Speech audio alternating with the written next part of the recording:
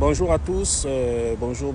Donc depuis ce matin, je vois des gens m'appeler, m'écrire pour me parler de la situation, la pseudo-libération de Sylvia et de Nouridine Bongo, etc. Moi, je vous ai dit depuis le début que vous avez assisté à un simulacre de coup d'État. Ça n'a jamais été un coup d'État. Je vous ai dit que je connais Oligui. Oligui n'est pas capable de faire un coup d'État. Ce n'est pas possible. C'est un peu heureux, je l'ai dit. Je dis qu'Oligui ne peut pas faire un coup d'État. Oligui a été installé au pouvoir. Et pour justifier sa venue au pouvoir afin de protéger la dynastie Bongo, qu'est-ce qu'on a fait? On vous a fait croire qu'il a fait un coup d'État. Il a fait un coup d'État contre qui? Pourquoi? Il vous a libéré de qui et de quoi?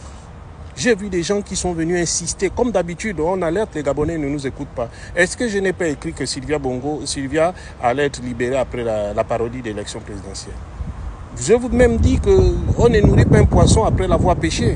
Oligui vous a eu, il vous a entubé, et il continue à vous entuber, sauf ceux qui n'ont pas encore compris que cet homme est un imposteur, un mythomane, un kleptomane et tout ce que vous voulez. Je n'ai pas peur de le dire.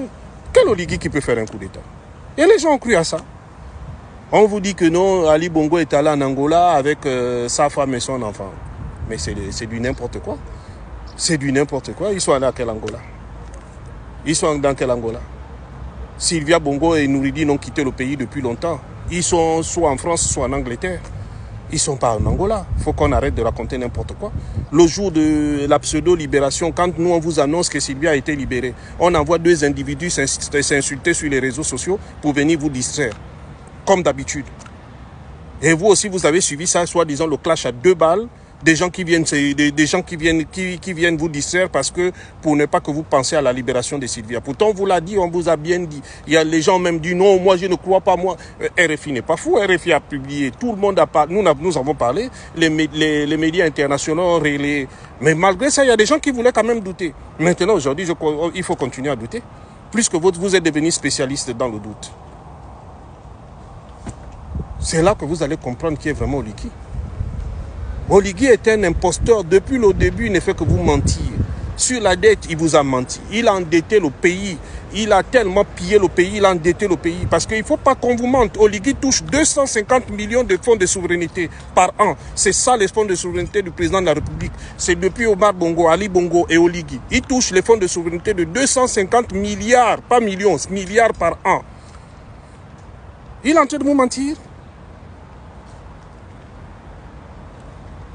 Vous, qu'est-ce que vous ne comprenez pas? Depuis longtemps, de bonne volonté, on vous explique. Je vous ai dit que je connais Oligui. Si je voulais si Oligui était quelqu'un de fiable, j'aurais été le premier à aller le retrouver pour travailler avec lui.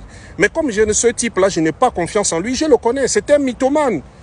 C'est quelqu'un qui a été fabriqué par la famille Bongo. J'ai même vu des gens venir expliquer ici que non, il a mis les Bongo dehors. Quel Bongo dehors?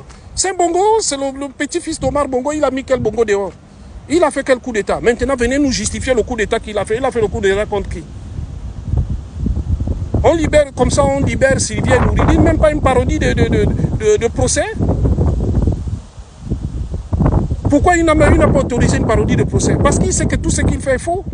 Qu'est-ce que vous ne comprenez pas? On vous explique depuis que le type est faux, vous ne comprenez pas. Même tout ce qu'il fait, hier il est allé visiter le marché d'Akanda, il est allé soi-disant inaugurer le marché d'Akanda. Je vous ai dit que le marché d'Akanda, c'est Ali qui avait lancé les travaux. Tous les plans, tout ce marché avait déjà été financé.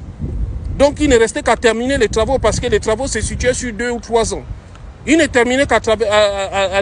restait qu'à terminer les travaux. Lui, il a juste réceptionné les travaux. Maintenant, il vous fait croire que celui qui a conçu ce marché, idem pour le marché de Lumi et que sais-je encore, la voie de contournement, ce monsieur, c'est un mythomane. Il a pris tout l'argent, il a dépensé. Il a dépensé tout l'argent qu'il a trouvé. Il a endetté le pays et continue à endetter le pays.